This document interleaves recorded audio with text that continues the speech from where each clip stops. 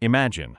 The sun has disappeared behind dark mountains. The temperature is dropping every second. A freezing wind cuts through human skin like a knife. Somewhere in the darkness, a pair of glowing eyes suddenly appears, then another, and another. A pack of predators is silently surrounding a group of exhausted ancient humans. They have no houses, no weapons made of steel, no flashlights, no matches, not even a single piece of dry wood. Only fear, only darkness, and one impossible question. How do you create fire when there is no wood to burn? It sounds impossible today, yet thousands of years ago, this wasn't just a question, it was the difference between life and extinction. Because for our ancestors, fire wasn't a luxury, it wasn't comfort, it wasn't technology, it was survival itself.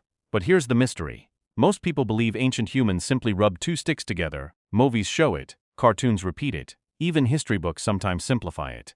But reality was far more difficult, and far more fascinating. There were places where trees barely existed, long freezing winters, open grasslands, rocky mountains, dry deserts, cold tundras. So if wood was rare, how did they keep fire alive? What exactly did they burn? And more importantly, how did humanity avoid disappearing forever before forests became easily available? Tonight, we're traveling back tens of thousands of years to uncover one of the greatest survival stories ever lived. Not the invention of fire, but the desperate battle to keep it alive. Because history remembers civilizations, but civilization only existed because someone refused to let a single tiny flame die. The world before fire, long before cities, long before farming, long before written language. Earth belonged to something else. Nature ruled everything. Every night transformed the planet. Darkness wasn't peaceful. Darkness hunted. When the sun disappeared, hyenas began laughing across the plains. Lions silently searched for movement.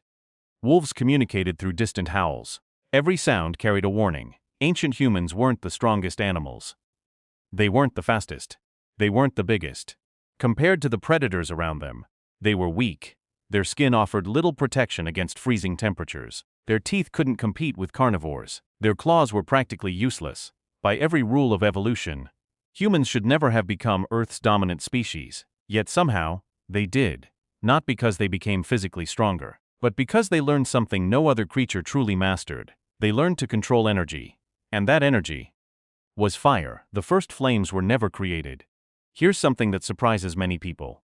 The first humans probably didn't invent fire. They found it. Imagine standing on an open plain during a violent thunderstorm. Lightning crashes into dry grass. Within seconds, flames spread across the landscape. Animals run for their lives. Smoke fills the sky. Everything burns. For almost every creature, this meant disaster. For curious humans, it meant opportunity. Instead of running forever, some watched carefully, from a safe distance. Eventually, after the fire weakened, they approached. The ground was warm. Predators stayed away. Some dead animals had accidentally cooked. Their meat became softer, easier to chew, safer to eat. It may have been one of the most important discoveries in human history, not because humans made fire, but because they realized fire could be borrowed from nature. The real challenge wasn't creating flames. It was preventing them from disappearing, because once that wildfire died, there might not be another lightning strike for weeks, months, or even years. Imagine holding the only source of warmth your family has ever known. If it goes out, everything changes.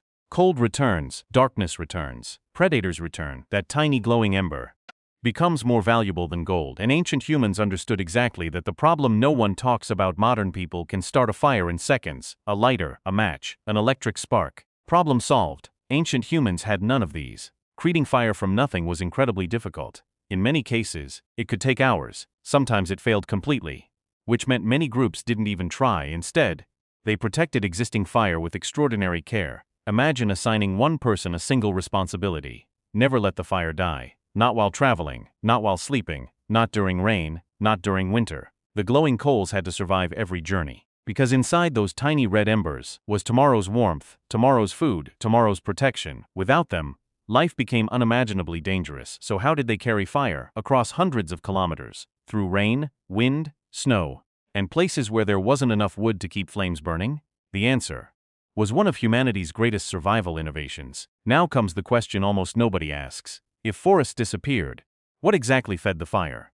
The answer is surprisingly clever. Ancient humans didn't depend on wood alone.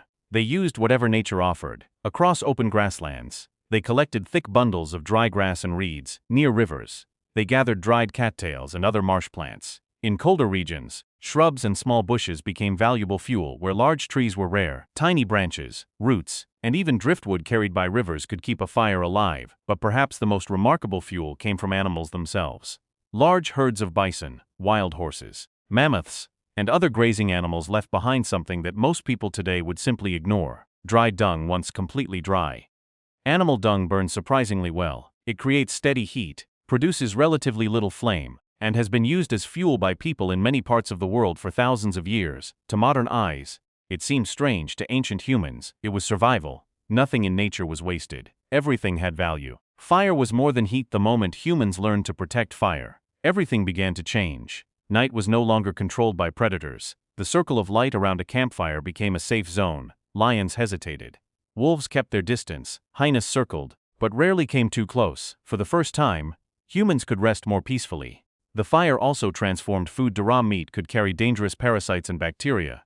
Cooking reduced many of these risks. It softened tough muscles, released more calories, and made food easier to digest. With more usable energy from every meal, the human body spent less effort chewing and digesting, leaving more energy available for another incredible organ: the brain. Over thousands of generations, better nutrition helped support larger, more energy-demanding brains. Fire didn't magically create intelligence, but it became one of the key tools that allowed human intelligence to flourish.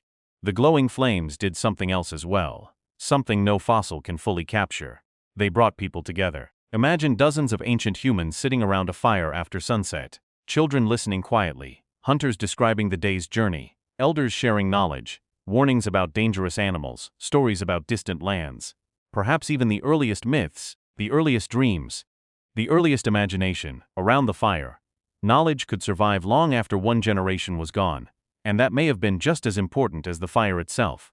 The greatest fear. Despite all their skill, there was one nightmare every group dreaded: the ember going cold. Heavy rain, powerful winds, floods, accidents. Sometimes, despite everyone's efforts, the fire died. No glowing coal, no smoke, no warmth, nothing. The silence that followed must have been terrifying, because now they faced the hardest challenge of all: creating a brand new fire from scratch, and that was far more difficult than most people realize. The day humans stopped waiting for lightning. Imagine waking up on an icy morning.